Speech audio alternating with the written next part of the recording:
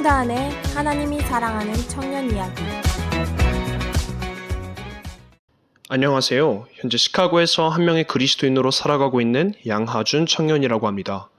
오늘은 시카고의 학교를 위해 2025년 가을에 오게 되고 1학년을 끝내며 주님께서 저의 믿음 없음을 포기하시고 교만함을 깨 부수시면서 저를 더욱 갈고 닦으신 그 하나님께서 하나님의 열심으로 제 삶에 행하신 일을 나누려고 합니다.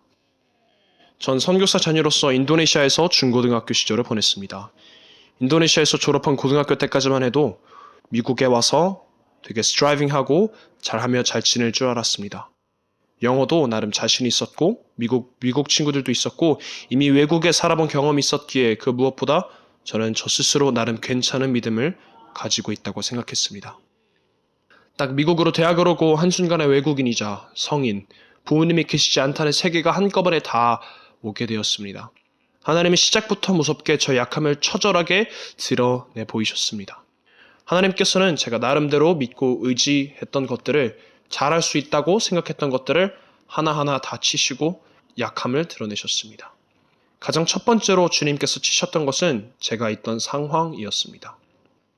졸업할 당시만 고등학교 때까지만 하더라도 가장 나이가 많은 학생에 학교도 많은 익숙해지고 현지어도 문제가 없었기에 내가 스스로 컨트롤할 수 있는 세상임과 동시에 더 나아가 누가 오면 항상 도움을 줄 수 있는 상황에서 칭찬을 자주 받는 자리에 있었습니다.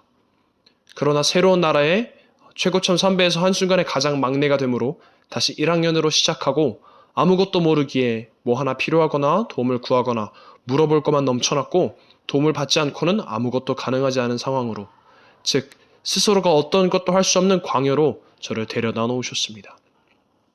작은 학교에서 졸업했기에 서로가 모두 아는 공동체에서 대학이라는 큰 공동체로 부르시고 아무도 모르는 상황에서 시작하는 하다못해 핸드폰 전화번호를 만드는 것, 은행 계좌를 만드는 것, 수업에 가는 강의실 위치를 몰라서 이상한 곳을 가기도 하고 스스로 할 수 있는 것이 하나도 없었습니다.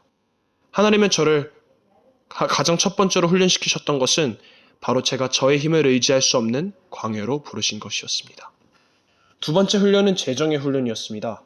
한 번도 제대로 된 재정의 훈련을 받은 적이 없었기에 성인이 되자마자 두 번째로 주께서 시작하신 것은 재정 훈련을 통해서 저의 믿음 없음을 보게 하셨습니다.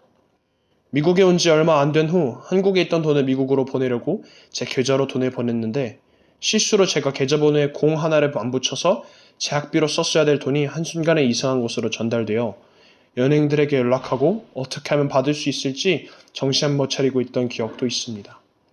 너무나도 기적적으로 은행이 추적이 불가능하다 했지만 주님께서는 며칠이 지난 후 다시 계좌로 돈이 들어와 있었습니다. 그러나 이 사건은 세 발의 피에 불과했습니다. 현재 재학 중인 무디바브 인스티튜트는 학비를 전액생에게 전액 장학금을 주는 학교이지만 기숙사 값과 밀 플랜을 내야 합니다. 처음에는 1년만 만불인 줄 알고 한국에서 받은 용돈들과 여러분들이 도움으로 내고 여러분들의 여러 사람들의 도움으로 내고 한숨을 덜었지만 알고 보니 1년에 만불이 아닌 한 학기당 만불, 즉 저는 한 학기만 낸 거였습니다. 갑자기 한순간에 만불이라는 큰 돈을 내야 함을 보고 그 숫자가 제 믿음 없음을 철저하게 드러내게 했습니다. 학교에서 일을 하면서도 너무나도 턱이 없는 시급.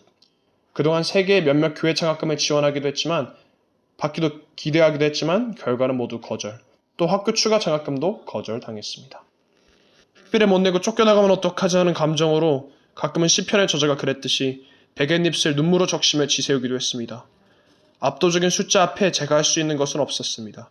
가끔 학비 생각에 공부도 제대로 집중하지 못하고 학비의 압박감이 심할 때는 그냥 밖에서 신나게 다른 친구들과 놀고 웃는 친구들이 마치 다른 현실에 있는 느낌도 들었습니다.